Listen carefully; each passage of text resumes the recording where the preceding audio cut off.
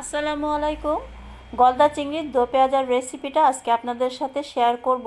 এটা খেতে খুবই ভালো লাগে, আর এখন রোজার মাস, সবাই একটু ভালো মন্দ খাবার খেতে চায়। সেহরির সময় কিন্তু এই চিংড়ি মাছের দো পেঁয়াজাটা কিন্তু খুবই ভালো লাগবে, সেজন্য আজকে এই রেসিপিটা আপনাদের সাথে শেয়ার করছি।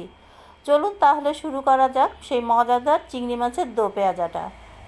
আমি এখানে কড়াইতে দিয়ে দিলাম তেলের পরিমাণটা কিন্তু আপনারা দেখতেই পাচ্ছেন। এরপরে আমি দিয়ে দিলাম 2 মোট মতো পেঁয়াজটা কিন্তু খুবই মিহি করে কাটা। এখানে পেঁয়াজের পরিমাণটা বেশি। পেঁয়াজটা একটু লাল লাল হয়ে আসলে আমি বাকি মশলাগুলো দিয়ে দেব। ঠিক লাল লাল না, একটু ভাজা হয়ে আসলেই প্রথমে দিয়ে দিলাম আদা রসুনের পেস্ট, তারপরে দিয়ে দিলাম 2 চা চামচ মতো জিরের গুঁড়ো, একটু হলুদের গুঁড়ো, তার ঝালের গুঁড়ো দিয়ে দিলাম। এরপরে আমি দিয়ে দিলাম 2 চা চামচ মতো ধনের গুঁড়ো। এখানে মশলার পরিমাণটা একটু বেশি দিয়েছি, কারণ দো পেঁয়াজাতে একটু মশলা বেশিই লাগে। মশলাটা আমি একটু ভালোভাবে কষিয়ে নেব। এখন দিয়ে দিলাম টমেটো, তারপরে দিয়ে দিলাম একটু পানি, টমেটোটা যাতে একটু গলে যায়। তারপরে দিয়ে দিলাম স্বাদ মতো লবণ।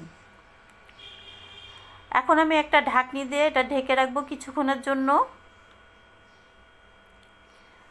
দেখতেই পাচ্ছেন আমার টমেটো পেঁয়াজ সব কিন্তু একদম গলে মশলাটা একদম খুব ভালোভাবে কিন্তু মাখানো হয়ে গেছে, মাখা মাখা হয়ে গেছে।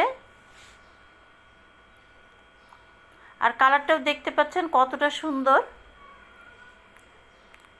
এখানে আমি বড় সাইজের গলদা চিংড়ি নিয়েছি। আমি কিন্তু মাছটা খুব ভালোভাবে মাথা সহ কেটে নিয়েছি। এরকম করে আমি মাথাটা কিন্তু চিংড়ি মাছের সাথেই রেখেছি।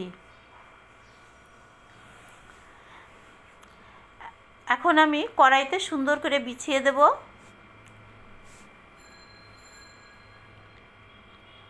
মাছটা কিন্তু সুন্দর করে আপনারা এরকম কড়াইয়ের ভিতরে বিছিয়ে দেবেন।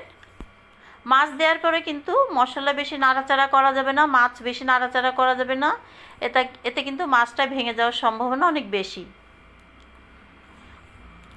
এরপরে এখন এখানে আমি দিয়ে দেব একটু সরিষার তেল। এরকমভাবে যদি আপনারা চিংড়ি মাছের দো পেঁয়াজা করেন, খেতে যে অপূর্ব হবে, আর কতটা আপনারা যখন বানাবেন খাবেন তখনই কিন্তু বুঝতে পারবেন কতটা টেস্টি হয়।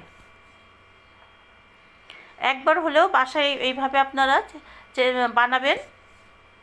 এখন আমি দিয়ে দিলাম পানি। মাছ সিদ্ধ হতে আমার যতটুকু পানি লাগবে ততটুকুই দেব।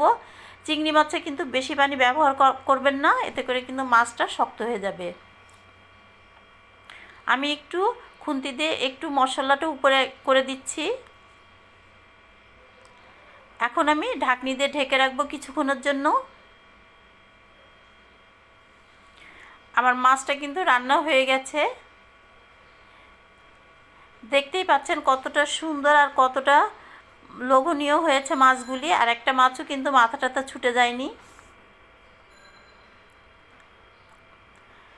এখন আমি এখানে কয়েকটা কাঁচামরিচ দিয়ে দেব।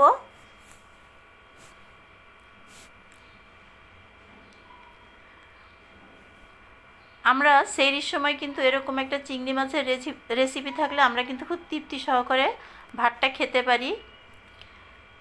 দেখতেই পাচ্ছেন আমি কিন্তু পরিবেশন করে ফেলেছি।